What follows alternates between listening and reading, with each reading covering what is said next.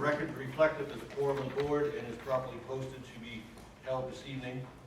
I'll ask you to join me in a moment of silence, and as you do, I would let you know that the board established in this budget season, and then underneath is the Alliance Strategic Planning Committee that finalized its work last year. So for example, providing high quality coaching at every campus. So right now our instruction on the priorities, the initiatives that are listed that we've identified, we end up with a deficit budget of $3.9 million. Is that the 3% raise in the salaries figured into that? It does include Okay. that, yes. Yes, so and the adjustments from the salary study. and the adjustments from the salary study. So it didn't include all the things that we possibly could do in those priority areas, but we prioritized higher need, and we were both cautious and strategic in what we selected. Does that also include the higher starting salary that we discussed? Yes. Yes. So mainly in that budget and what we've developed there, it's salary and new positions for growth and long-term plans with tax ratification election. We would set the go to the third column, the maintenance and operation rate at $1.17, but the INS rate at 27 cents, which maintains a $1.44 tax rate. If we were not to do the TRE, you can go to the middle column, and we would still keep the $1.04 M&O, and we would add the 40 cents INS for a total tax rate of $1.44. But the difference that you see between without and with the TRE is that we are not generating the additional $4 million without the TRE. So what's important in this slide, the total rate stays the same at $1.44. However, with the TRE, we generate additional funds. So how is that possible? In the state funding formula, it is a very complex formula, but basically, if we, based upon our Sherman pennies, if we tax up to $1.04, we receive a certain amount of funding from the state. If we tax in M&O up to $1.17, then we receive additional money for every penny that we're taxing. Okay? Currently, that money is staying in Austin. The state is not giving us that funding that is on the table. So in this TRE process, we are simply shifting the tax rate from one account to another and leveraging an additional $1 million for a total of $4 million more in maintenance and operations. So we really have two choices: either adopt the TRE and go in that direction, or we leave money in Austin and we don't generate it for our kids here in Sherman. So if the board adopts the $1.17 tax rate and the additional $4 million it generates, voter approval is needed, and if the voters approve that, we get the extra funding. This is important to distinguish in the process, and we will communicate this if the board votes to go with the TRE on June 20th. We'll communicate this information very carefully. But in the TRE process, voters are not asked, do you approve raising M&O taxes and decreasing INS taxes? The voters are only asked, do you approve raising these taxes in M&O? And that's why it's important on the 20th, you have language then, and you'll see language in the tax rate notice that we posted, that what we are asking the voters to do in the TRE is approve the rate of $1.57. That is legally required that we approve that rate. However, we would be communicating that the board has taken action that if that gets approved, we have already reduced the INS rate to 27 cents. And that's where we get that net no change in the tax rate. So the benefits of a TRE and voting and approving this $1.57 tax rate, there are 5 up here on the slide. We stay at $1.44 as a total tax rate, again, because of your simultaneous action to reduce the debt rate by 13 cents if voters approve the $1.57. We'll have significant additional dollars, $4 million, to replace state funding cuts and to provide funding for our district. Incidentally, that has not changed since 2005 in the state when they put this system into place. There is no increase in the total tax rate for our taxpayers.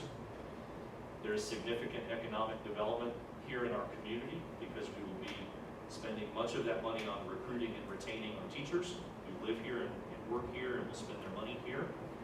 Additionally, great schools bring great people to the community. And that's very powerful. So this helps out our entire community. And then our students benefit from the same amount of funding that kids in Austin and kids in Dallas get. Those two cities in particular are part of the funding formula and how the state tried to equalize funding for kids across the state. So there's no reason that our kids should not benefit from that funding as well. So tonight, what's on the agenda for tonight is the public meeting about the tax rate.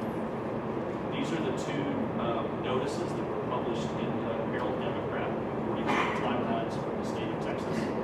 And you'll see the language at the top. I'm just going to read it to you to emphasize it for the public and the people that are watching. So we published in the newspaper, the Sherman ISD is considering shifting 13 cents from interest and sinking, or the debt tax rate, to the maintenance and operations tax rate. Doing so will generate approximately $4 million in additional maintenance and operations revenue without increasing the tax rate. The tax ratification election is required to leverage the additional funding, and then the notices below are the first steps necessary to generate the additional revenue without increasing the total tax rate. And again, that's what we're considering tonight, setting the tax rate and preparing for potential TR. So our next steps, you see here June 2nd, this is our night for our public meeting to discuss the tax rate. And then the board adopts the tax rate ordinance if you're prepared to do so. June 10th, we publish the notice about the budget, and we do that every year. That's our notification to the public that we're talking about the budget, and we set the salary schedule and budget. June 20th board meetings is when we will adopt the budget and then adopt the election order for the TRE. Once we've done that, that's when we'll begin providing information to our community that is factual and informative. It gives the details about what will happen through this process. We'll schedule parent meetings and community meetings and be out in the community with on our website and video and print materials. So we'll share that information, and we'll also share it with our teachers at back-to-school events so that people are informed and can make an informed decision. And we would set the 10th to the 23rd with early voting throughout our community with an election date of August 27th. So any comments or questions about the priorities, the budget, where we are, and TRE? On the ordinance, where it says day up there, is that today's date or? It would be today's date, yes, sir. Yes, sir. Any questions before we open up the public comment? Anything from the board? I just want to say that, David, you and your team, this is exactly what we asked for, a very simple step-by-step. I mean, we can all go through this, and I think once you begin to, if we go forward and present this to the public, this is what we're asking for, and able to understand it, simple, it's all there. So good job on putting this together, so. It's a team effort. Absolutely. And apologize. On the 20th, we'll preview the video that we'll have to take to the public if you choose to do that. So we will suspend this meeting right now and see, we'll open ourselves up for the public hearing portion of this meeting. Is there anybody here in the public that wishes to speak to the board about the tax rate that we're proposing? Anybody else here want to speak to the board about the tax rate? Seeing no one coming forward, we'll close the public forum. And I would just add a couple of things to Mr. Dobbs' comments. And I remind the board, because we have a number of new people, this district has had reports about its finances going back a number of years have been impeccable. And we've paid down our debt in very, very intentional ways that allow us to deal with some of this today. So this is a multi-year effort. A year and a half ago, we asked 20 to 25 members of the district to come together, put together a strategic plan that led to goals, and I think tying that together tonight and our priorities is outstanding, so thank you. There's very much an intentionality to this whole process. This board in the last year has done two very comprehensive things. We've looked at our facilities, we've looked at our position in the marketplace with salaries and compensation, by external review, and I think that'll inform much of what we do going forward, but it's been very, very helpful. And then for 2 years, we've been trying to understand what it actually takes to run the Sherman ISD, as we've been in the budget subcommittee, and I think the details that have come forward, what we need to really get there tonight, are outstanding. So there's many pieces to this puzzle. There's people in the community to be thanked, and certainly the staff. But I'm glad we're sitting here. I think it's been well done, and hopefully next steps will go well. With that, do we have any recommended action?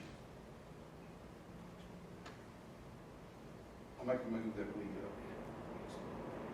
Go right ahead. I'll make a move that officials designated by the district. This tax rate will raise more taxes for maintenance and operations than last year's tax rate.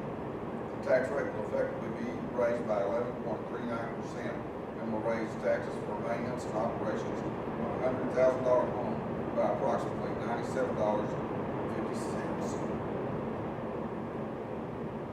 Thank you, Mr. Mitchison. As a senior ranking trustee, we're glad that you volunteered to read that motion for us. Do we have a second to the motion? Second. Second. You have always tried to communicate in a positive and informational way, and I appreciate you tremendously. So on behalf of the school district, all the best. Thank you so much. I appreciate each and every one of you for taking the time to work with me, and y'all taught me a lot as well. So hopefully I made a positive impact on you. It's not too late. Yeah, yeah. Who do we need to talk to? We made an offer before the superintendent got in the room, but you haven't said anything about it. I apologize for not calling you back all those times that you called. So tonight we've set the tax rate. The next thing will be to call for an election, and then on August 27th, have a successful election.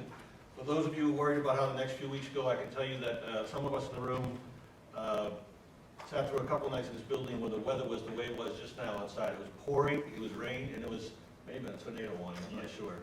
So if that's any indication of how this is all going to go, as it's pouring outside right now, I'm feeling very, very good about our upcoming election.